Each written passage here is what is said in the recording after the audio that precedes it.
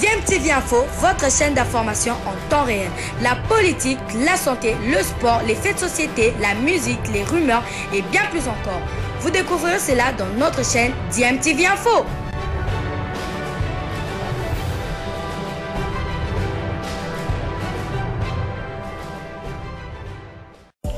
Vous êtes sur DMTV, bonjour ou bonsoir, tout dépend de l'heure à laquelle vous nous suivez. Tout plaisir est pour nous de vous retrouver, mais surtout de savoir que vous êtes nombreux en train de suivre votre chaîne YouTube DMTV. DMTV qui vous propose l'actualité, vous propose également des analyses et des réflexions sur des sujets d'actualité, sur des faits sociaux, tout simplement sur des réalités que nous observons ici chez nous en République démocratique du Congo.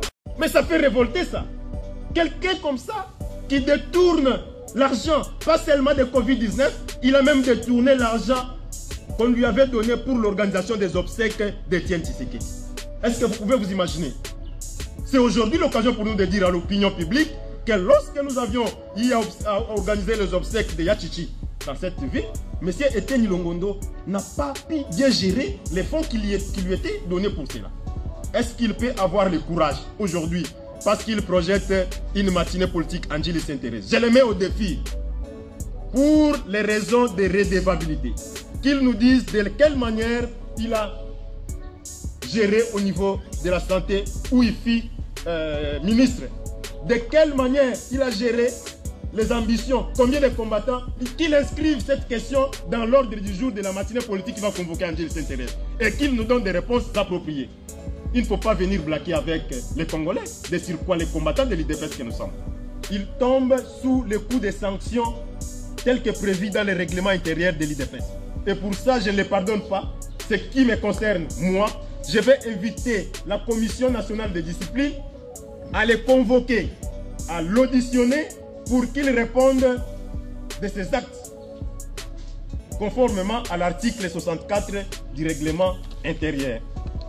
C'est ici, mesdames, mesdemoiselles et messieurs, l'occasion pour moi de lancer un vibrant appel à tous les combattants et combattantes à barrer la route à toute personne qui va se permettre d'initier pareille histoire en vue de ternir l'image des marques de notre parti. Nous devons nous lever comme un seul homme pour barrer la route à ce genre d'imposteurs. Il y a lieu que cela cesse une et une seule fois.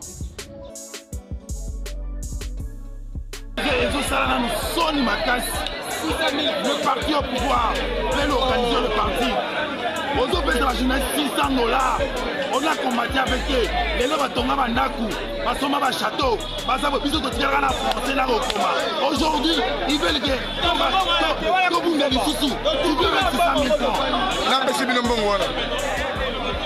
JP appelle Simbongo.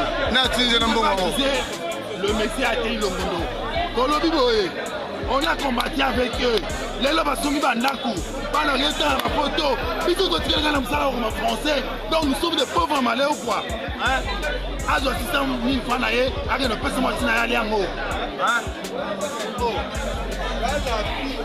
Papa, on va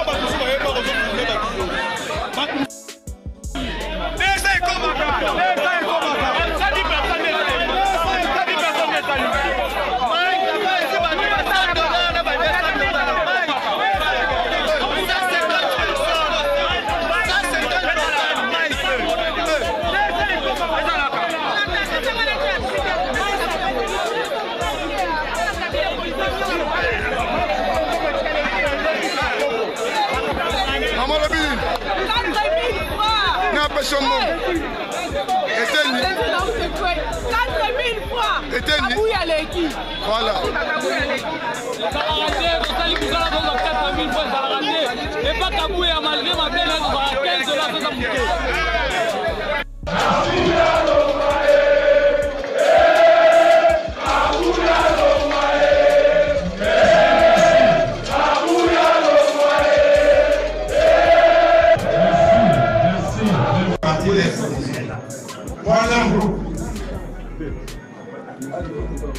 Le point de résolution, absence d'une cellule de réflexion stratégique. Pour avoir le DPS, j'ai commencé d'abord par intégrer une cellule de réflexion qu'on appelait Cérépro. Toutes ces cellules n'existent plus. Donc, toutes les stratégies, toutes les anticipations des événements politiques sont faites par lui-même. Et parfois avec erreur. Beaucoup d'erreurs. Manque au niveau du parti d'une stratégie politique d'accompagnement et de soutien au chef de l'État. Nous n'avons pas de stratégie. Vous savez, le chef de l'État, il faut connaître, qu'on se le dise, le moment difficile par rapport à la guerre à l'Est.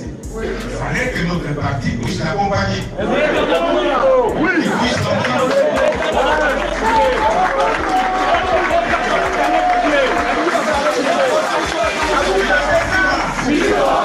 il puisse sentir qu'il a des frères et sœurs avec qui il a évolué. Lui, il fait l'encourager. Mais nous ne faisons pas ça. Absence de leader IDPS dans beaucoup de territoires ici. C'est ce qui a fait que nous avons connu un problème très grave et très difficile pendant les élections pour la sélection de nos candidats députés. Comme je le dis, nous avons répondu à d'autres personnes qui sont venues à l'UDPS le même jour et on a misé sur la liste.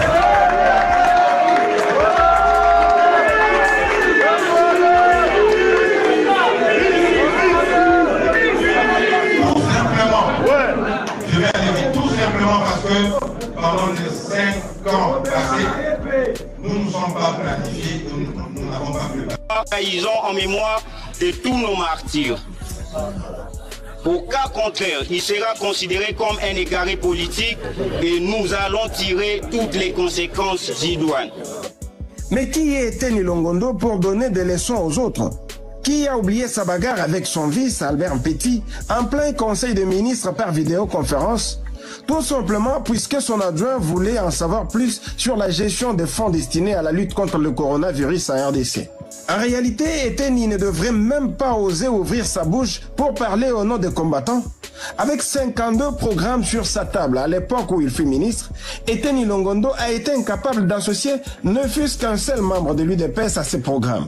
Pire encore, il est allé jusqu'à élaguer les noms de certains médecins membres du parti, comme le docteur Yves Bunkoulou et son épouse, pour ne citer que ceux deux, sur la liste des primes des risques de médecins.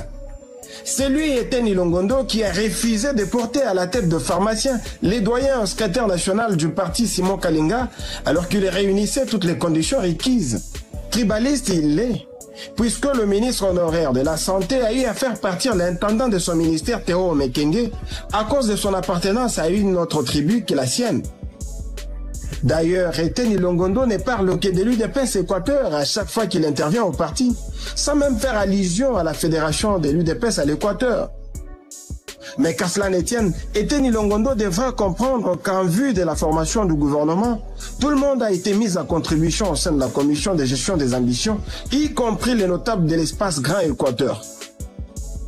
On ne le dira jamais assez, et cela saute aux yeux de tous. L'UDPS, sous la gestion de l'excellentissime secrétaire général, le député Augustin Kabouya, va mieux qu'il y a 5 ans et beaucoup mieux qu'il y a 13 ans.